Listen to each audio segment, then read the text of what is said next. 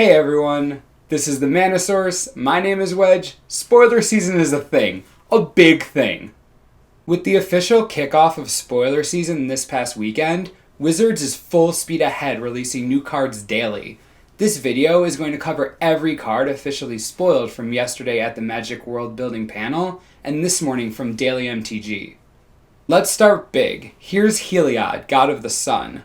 3 colorless and 1 white for a 5/6 indestructible creature, once again based on devotion of at least 5. He gives all of your creatures vigilance, and for 4 mana you can put a 2/1 cleric into play. Not needing to tap for this ability is pretty decent. Creature generation that can be done multiple times in a turn for nothing more than extra mana is really strong, especially in limited. Next is Vanquish the Foul. A 6-mana sorcery speed version of Smite the Monstrous, Vanquish does give you the ability to scry, so it won't be terrible in limited, but this is a really expensive cost for this, so it may be irrelevant in standard play. Phalanx Leader is 2 white for a 1/1 with a strong heroic ability. Giving all of your creatures a +1/+1 counter for merely being targeted, I could definitely see this in standard in a Boros aggro deck. It screams Boros aggro. Probably my favorite card ever spoiled, 100-handed one, is 2 colorless and 2 white for a 3/5 vigilance. You can make him monstrous for 6 mana, and if you do, he becomes a 6/8, has reach, and can block an additional 99 creatures each combat. What? Is it weird that the second I saw this card, I finally had hope that someone wouldn't die embarrassingly to empty the Warrens? Either way, 4 mana for a 3/5 isn't awful. His monstrosity is expensive, but hysterical. This ability could come in handy if you need a helping hand. Am I right? Yeah.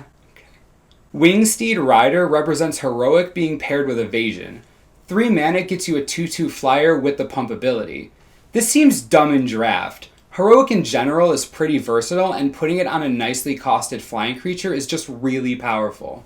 Moving on to blue, we have this little guy. Sealock Monster is a 5/5 for 5 with a classic Serpent ability.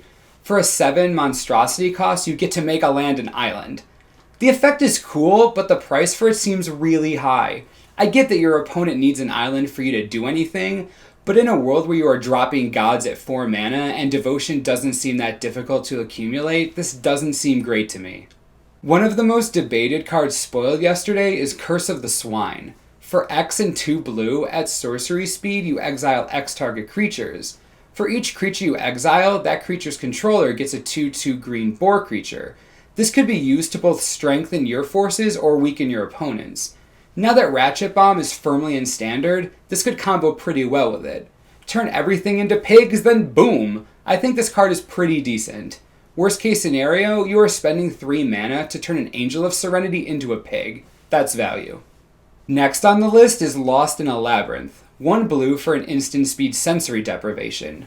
Granted, this doesn't stay past the turn, but scrying for 1 mana at instant speed is nice enough to make this a better card than deprivation in my opinion. Speaking of scry, Omen Speaker is a 2 mana 1/3 that has the awesome enter the battlefield effect of scry 2. Blue control decks always need 2-drops, and with Augur of Bolas rotating, this may be the answer.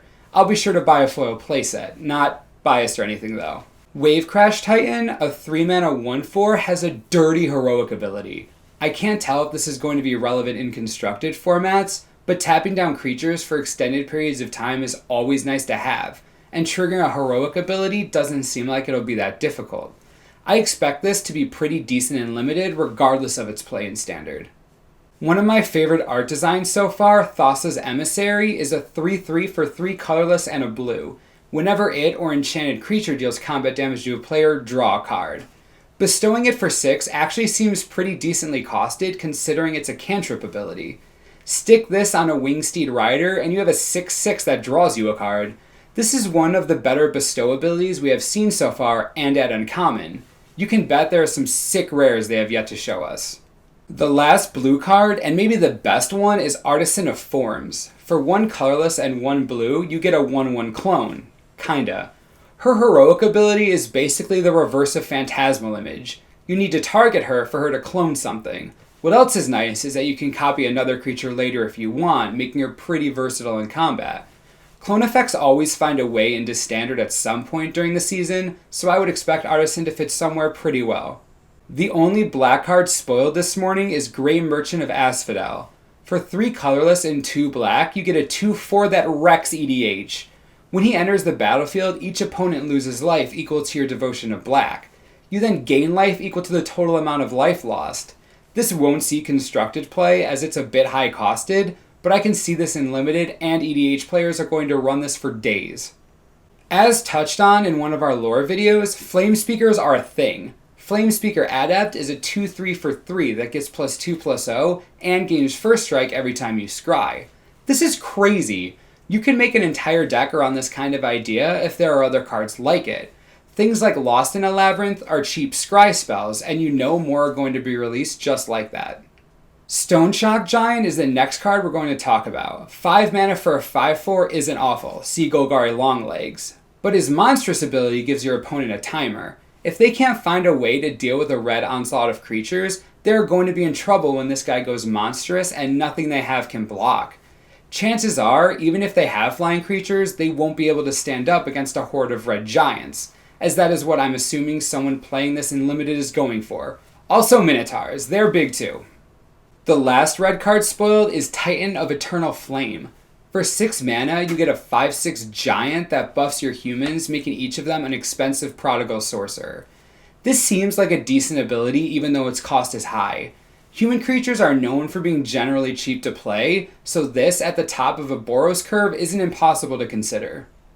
Karametra's Acolyte is the first of the green cards spoiled this morning. For 3 colorless and a green, you get a 1/4 that adds your devotion's worth of green mana to your mana pool.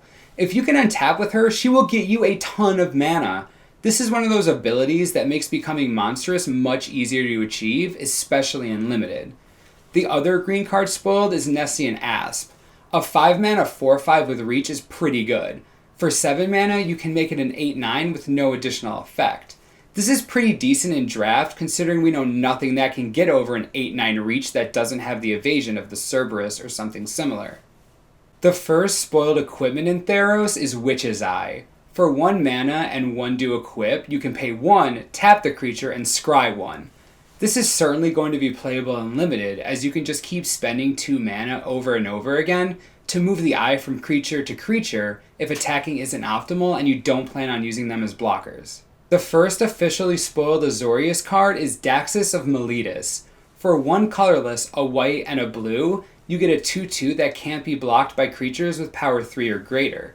Whenever he deals damage to a player, exile the top card of that player's library. Then you gain life equal to its converted mana cost, and until the end of turn, you can cast the card and pay whatever color of mana you want for it. Personally, I see this as an upgrade to Nightveil Spectre.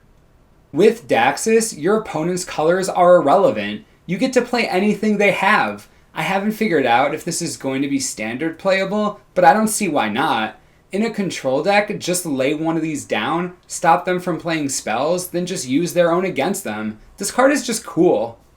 The last card spoiled is Polis Crusher. 2 colorless, a red, and a green gets you a 4/4 Cyclops with trample and protection from enchantments. Obviously, this is very relevant in Theros. For a 6 monstrosity cost, whenever he deals combat damage to a player, you get to destroy an enchantment that player controls. This is nice enchantment hate on a creature. He dodges a lot of creature removal considering Chain to the Rocks is a thing. I could see this as a sideboard card against enchantment heavy decks in Standard. While his monstrosity is expensive, the pro enchantment is just really strong by itself. We are starting to see that flavor plays a huge role in Theros, not just in card design, but mechanically as well. It's clear that Wizards wanted to go all out with the theme set, and it looks like they have. This is an exciting time to be playing Magic. As always, subscribe below for the latest and most reliable information on official Theros spoilers and everything else you need to know about the set.